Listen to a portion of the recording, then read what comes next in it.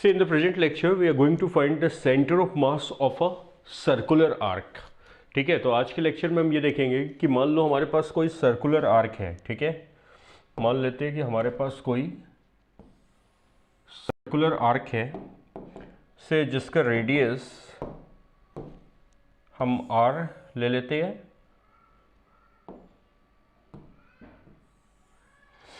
ठीक है, radius, let the radius be r, और जो सेंटर पे टोटल एंगल सबटेंड कर रहा है वो अल्फा है. ठीक है, सेंटर पे जो टोटल एंगल सबटेंड हो रहा है वो अल्फा है.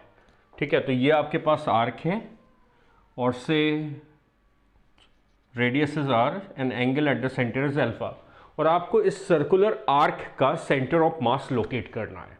ठीक है, तो ये हमारा गोल है और हम इसका एक फॉर्मूला डिराइव करेंगे ऑफ कोर्स r और अल्फा के टर्म्स में, और फिर हम इसके स्पेशल केसेस देखेंगे कि मान लो अगर आपके पास एक सेमी सर्कुलर रिंग है तो semi circular ring will be the special case जहां अल्फा की वैल्यू पाई रेडियन हो जाएगी. फिर अगर आपके पास क्वाड्रेंट रिंग है तो quadrant ring will be a special case जहां अल्फा की वैल्यू पाई बाय 2 हो जाएगी. ठीक है, तो एक आप जनरलाइज केस डिराइव कर लोगे अल्फा के लिए, बाकी फिर वो आप किसी भी पर्टिकुलर वैल्यू ऑफ अल्फा के लिए अप्लाई कर सकते हो. नो, सबसे पहले देखो जो हमने फंडामेंटल्स में पढ़ा है कि अगर ऑब्जेक्ट में कोई एलिमेंट ऑफ सिमेट्री है, point of symmetry, line of symmetry, plane of symmetry, कोई भी अगर सिमेट्री की प्रॉपर्टी है, कोई भी सिमेट्री का एलिमेंट है, तो सेंटर ऑफ मास हमेशा उसी एलिमेंट पे लाई करता है. तो सबसे पहले हम ये देखते हैं कि क्या इस आर्क में कोई एलिमेंट ऑफ सिमेट्री है. तो यहाँ पे अगर आप देखोगे तो यहाँ अगर आप एक वर्टिकल लाइन बना दो लाइक दिस, तो ये जो आपकी डॉटेड वाइट लाइन दिख रही है, this is the line of symmetry. ये आर्क को दो मिरर इमेज में डिवाइड कर रहा है. तो इसका मतलब जो भी आपका सेंटर ऑफ मास होगा वो इसी वर्टिकल वाइट लाइन पे लाई करेगा. तो let us say we are taking a coordinate system. एक हम कोऑर्डिनेट सिस्टम ले लेते हैं. तो ये हमने एक्स एक्सिस ले ली और ये हमने वाई एक्सिस ले ली. ठीक है, ये हमने वाई एक्सिस ले ली और ये हमने एक्स एक्सिस ले ली. अब एक बात तो पक्का है कि जो भी सेंटर ऑफ मास होगा वो वाई एक्सिस पे लाई करेगा. Surely you can say the centre of mass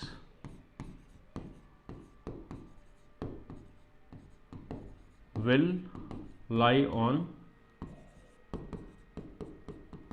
Y axis. ठीक है, इसका मतलब जो x coordinate centre of mass का होगा वो 0 हो जाएगा, तो हमें एक्सीएम निकालने की जरूरत नहीं है. We need to simply find what, YCM. तो वी नो जब भी आप कंटिन्यूअस मास के डिस्ट्रीब्यूशन की बात करते हो, एक्सटेंडेड ऑब्जेक्ट की बात करते हो, तो सेंटर ऑफ मास निकालने के लिए आप एक मास एलिमेंट लेते हो. We need to apply calculus. तो मान लीजिए मैं यहाँ पे एक एलिमेंट ले रहा हूँ. ठीक है, यहाँ पे मैंने एक एलिमेंट ले लिया. से जो एलिमेंट हमने लिया है उसका लीनियर कोऑर्डिनेट L है और जो उसकी लेंथ है वो dl है और जो मास है वो dm है. ठीक है, और हमारा जो मास एलिमेंट है उसका एंगुलर कोऑर्डिनेट, ये y एक्सिस को हमने रेफरेंस लाइन ले ली और उसका एंगुलर कोऑर्डिनेट हमने फाई ले लिया और एंगुलर विड्थ ले लिया d फाई. ठीक है, एंगुलर विड्थ कितना ले लिया, d phi. Now simply we need to focus on this element. अब केवल आपको इस dm पे फोकस करना है. करेक्ट. अब देखिए अगर आप इस dm को देखिए, यहाँ पे देखिए मैं सिंप्लिसिटी के लिए मान लीजिए ये आपकी y एक्सिस है, ये x एक्सिस है और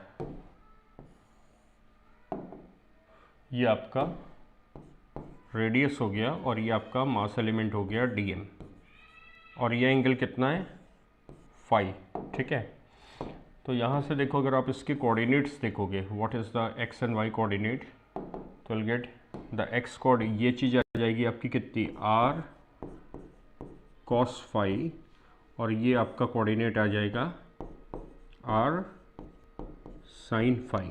ठीक है, तो यू कैन से कि ये वाला कोऑर्डिनेट कितना आ रहा है, ये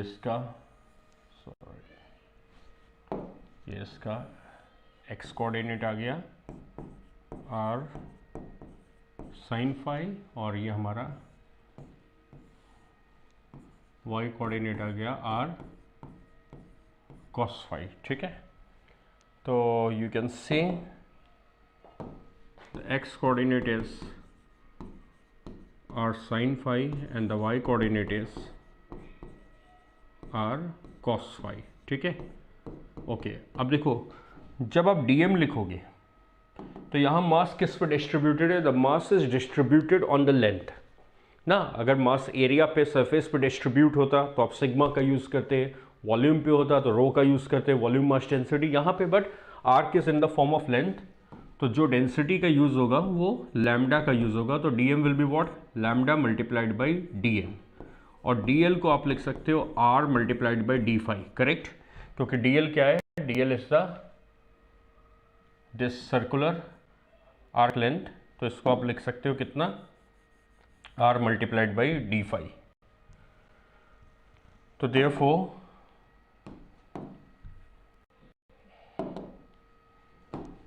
it implies that D M की वैल्यू हो जाएगी लैम्डा आर डी फाई, ये आपकी डी एम की वैल्यू आ गई, ठीक।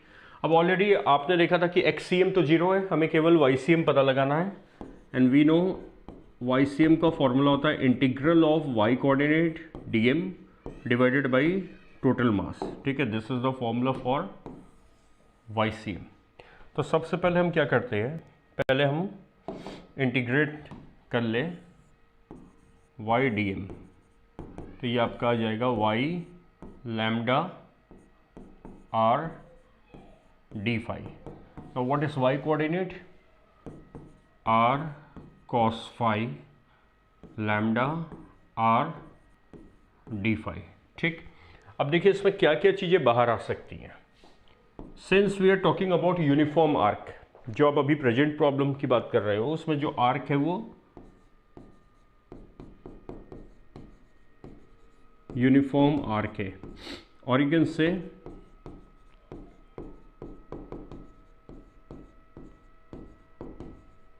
होमोजीनियस आर्क है, ठीक है। तो लैम्डा इज कांस्टेंट, तो लैम्डा बाहर आ गया। Radius is constant, her element के लिए रेडियस सेम रहेगा, तो आर स्क्वायर बाहर आ गया। बचा क्या? Cos phi d phi.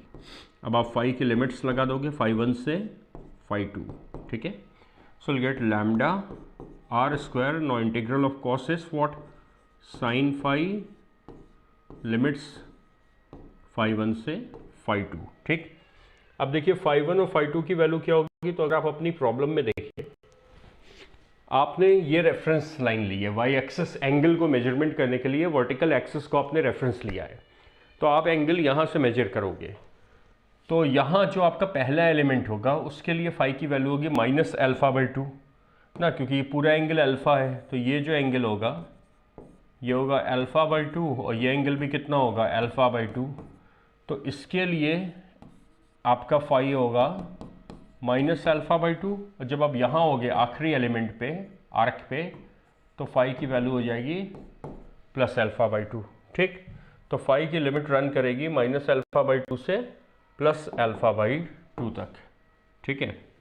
तो therefore integration of y d M की वैल्यू आपकी आ जाएगी lambda r square sine phi within the limits minus alpha by 2 से प्लस अल्फा बाई 2।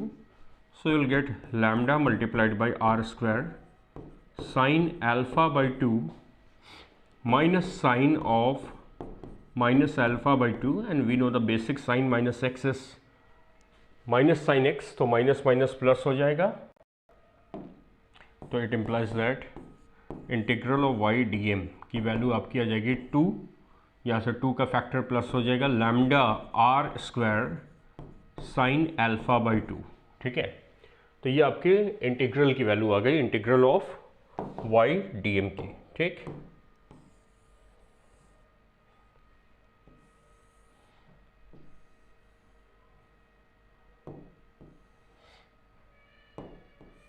ठीक है, ये आपकी integral of y d M की वैल्यू आ गई।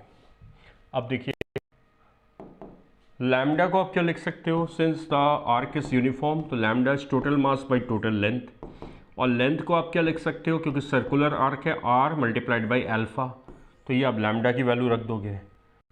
अब आपका जो YCM की वैल्यू आएगी उसकी वैल्यू आ जाएगी integral of YDM divided by total मास। तो ये आ गया इंटीग्रल, आपने इवेल्युएट कर लिया, इंटीग्रल की वैल्यू कितनी आ गई 2 lambda r square sine alpha by 2 divided by total mass, correct.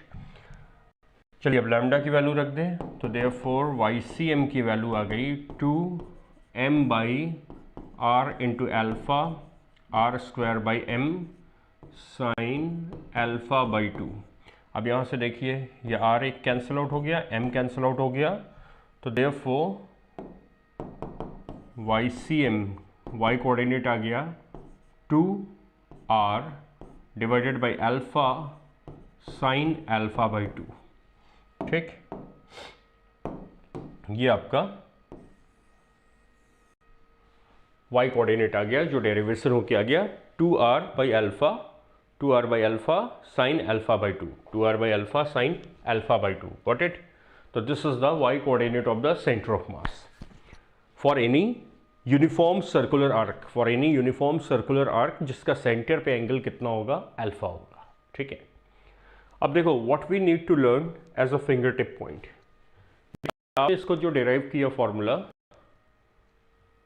आपने इस फॉर्मूले को डिराइव किया है इस के लिए, ठीक, कि कोई भी अगर यूनिफॉर्म सर्कुलर आर्क है जिसके सेंटर पे एंगल अल्फा है और रेडियस r है, तो पहली बात तो समझ लो कि क्योंकि x एक्सिस और y एक्सिस तो आपने लिया है, प्रॉब्लम में हो सकता है कभी ये z एक्सिस दे दी जाए, ये y एक्सिस दे दी जाए, ठीक।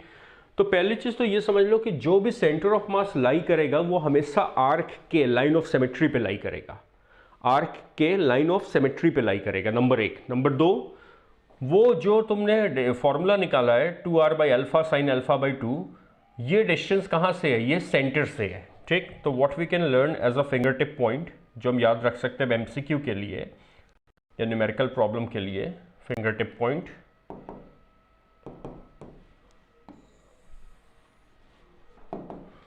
we can learn as a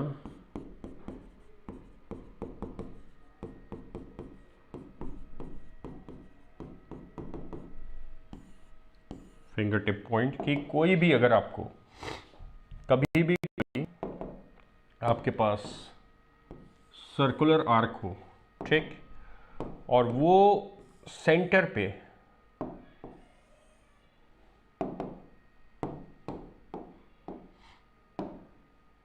alpha angle बना रहा हो और रेडियस आर हो, and of course we are talking about uniform arc, ठीक, तो उसका सेंटर ऑफ मास किस पे लाई करेगा, एक्सिस ऑफ सिमेट्री पे। तो सबसे पहले तो आप एक लाइन बना लो जो आर्क को 20 से डिवाइड करते हैं, ये हमारी क्या हो गई, एक्सिस ऑफ सिमेट्री। तो एक तो आप ये याद रखोगे कि centre of mass will always lie on the axis of symmetry, centre of mass will always lie on this axis, ठीक है, इसी एक्सिस पे लाई करेगा। दूसरा जो पॉइंट आपको ध्यान रखना है वो ये है कि जो सेंटर ऑफ मास का डिस्टेंस होगा यहाँ से सेंटर से, ये अगर इसका सेंटर ऑफ मास है तो ये जो डिस्टेंस है ये आपका डिस्टेंस आएगा 2r by alpha sine alpha by 2, ठीक। ये जो डिस्टेंस आएगा ये कितना आएगा 2r by alpha sine alpha by 2, and while applying this formula be careful कि आप जो अल्फा की वैल्यू रखोगे वो रेडियन SI यूनिट में रखेंगे। तो अगर कहीं अल्फा 90 डिग्री है तो इसको पाई बाई 2 रखेंगे, कहीं अगर 180 डिग्री है तो उसको पाई रखेंगे, ठीक है। तो ये आपका फिंगर टिप पॉइंट हो गया जो आप नोट कर लीजिएगा आखिरी में, जो आप न्यूमेरिकल और MCQ के लिए याद रखेंगे, ठीक है। जब भी आप कोई सर्कुलर आर्क देखो, सबसे पहले आप लाइन ऑफ सिमेट्री या एक्सिस ऑफ सिमेट्री बना लो, सेंटर ऑफ मास इसी पे लाई करेगा, और अगर टोटल एंगल अल्फा है ये, तो सेंटर ऑफ मास सेंटर से कितना ऊपर जाएगा, ये सेंटर मतलब ज्योमेट्रिक सेंटर, ये जो अगर ये पूरा सर्कल होता, जब ये सेंटर की हम बात कर रहे हैं, तो अगर ये पूरा सर्कल होता तो ये उस सेंटर की बात की जा रही है, उससे कितना ऊपर होगा 2r by alpha sine alpha by 2, 2r by alpha sine alpha by 2, और अल्फा को आप रेडियन में रखोगे, ठीक है। चलिए आगे देखते हैं। नो देखो, मैंने बिगिनिंग में तुम्हें बताया था कि ये जो अल्फा एंगल है ये तो एक जनरलाइज केस है। अब आप क्वाड्रेंट है या सेमी सर्किल है, तो ये सब इसी के स्पेशल केस हो जाएंगे, राइट। अल्फा की वैल्यू बदलती जाएगी। तो हम पहला स्पेशल केस देखते हैं कि अगर हमारे पास कोई सेमी सर्कुलर आर्क है, ठीक है, कोई हमारे पास सेमी सर्कुलर आर्क है। तो देखो अगर तुम्हारे पास एक सेमी सर्कुलर आर्क है तो व्हाट यू थिंक कि अल्फा की वैल्यू कितनी हो जाएगी। अब एक बात तो पक्की है, सेंटर ऑफ मास इसी एक्सेस पे लाई करेगा, लाइन ऑफ सिमेट्री पे।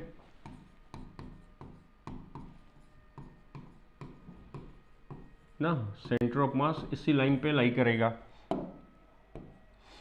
और अगर ये आप मान लीजिए इसका रेडियस आर है, तो सेंटर ये ओ में लिख दे रहा हूँ, और ये इसका याद है सेंटर ऑफ मास का सीधे आप फॉर्मूला लगा दो, तो सेंटर ऑफ मास कितना ऊपर चला जाता है यहाँ से 2r/α साइन अल्फा बाई 2।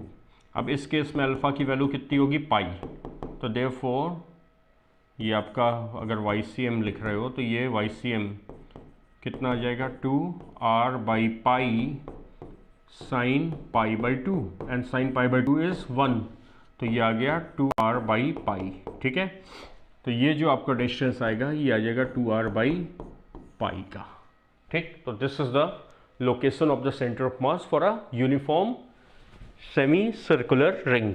ठीक है, यूनिफॉर्म सेमी सर्कुलर रिंग। जब भी तुम्हारे पास कोई यूनिफॉर्म सेमी सर्कुलर रिंग हो, और इसको इंपॉर्टेंट फिंगर टिप पॉइंट कर लीजिएगा, ये कई MCQ में और न्यूमेरिकल में मिलेगा आपको, तो याद रखना यूनिफॉर्म सेमी सर्कुलर रिंग हो। Of course we are talking about uniform homogeneous. ठीक है, तो उसका सेंटर ऑफ मास सेंटर से ऊपर चला जाएगा कितना 2r/पाई। ये उसी का स्पेशल केस है, आपने अल्फा को कितना रख दिया पाई। ठीक, ओके, नेक्स्ट स्पेशल केस देखिए, suppose we have a quarter ring.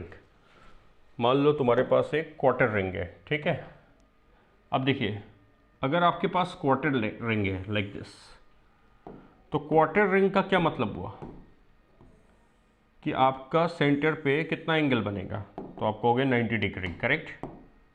ये सेंटर पे 90 डिग्री बनाएगी, से रेडियस इज आर। अब आपको इसका सेंटर ऑफ मास लोकेट करना है, तो आपने क्या फंडामेंटल सीखा। Of course we are talking about uniform ring या यूनिफॉर्म आर्क, जैसे पहले आपने देखा है।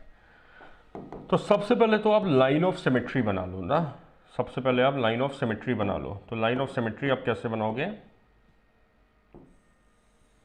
ये ऐसी लाइन जो आर्क को दो इक्वल हाफ में डिवाइड कर दे, तो सेंटर ऑफ मास यहीं पे लाई करेगा। तो मान लो ये सेंटर ऑफ मास है, और अब आपको ये डिस्टेंस लिखना है। मान लीजिए ये आप डिस्टेंस लिख रहे हो y coordinate centre of mass का, तो ये y की वैल्यू कितनी होगी 2r/α साइन अल्फा बाई 2। अब इस केस में अल्फा की वैल्यू कितनी हो गई π/2, तो y की वैल्यू आ जाएगी 2r/π/2 मल्टीप्लाइड बाई साइन π/2/2 यानी π/4, एंड वी नो साइन π/4 कितना होता है 1/√2। ठीक, तो यहाँ पे जो डिस्टेंस होगा ये आ जाएगा 4r/पाई 1/√2, यानी 2√2। 4 का मतलब हो गया 2 और 2 जो divided by √2 will be √2 r divided by pi. ठीक, तो ये जो डिस्टेंस आ रहा है, ये जो डिस्टेंस आएगा ये आ जाएगा 2√2 r डिवाइडेड बाई पाई। ठीक है, सब देखिए उसी के स्पेशल केस है, यहाँ पे हमने कुछ नया नहीं किया, केवल अल्फा को कितना रख दिया π/2, सेमी सर्कल में अल्फा को कितना रख दिया पाई। ठीक, तो ये आपका लेक्चर था for finding the centre of mass of any circular arc, जिसका सेंटर पे एंगल अल्फा होगा, और फिर हमने उसका स्पेशल केस देखा for the semi circular ring, for the quadrant ring. अब इसके बाद आप जो इसके साथ अटैच PDF वर्कबुक है जिस पे प्रैक्टिस प्रॉब्लम्स दी हुई हैं इस लेक्चर पे, वो आप वर्कआउट कर सकते हो for better absorption and better understanding. Okay.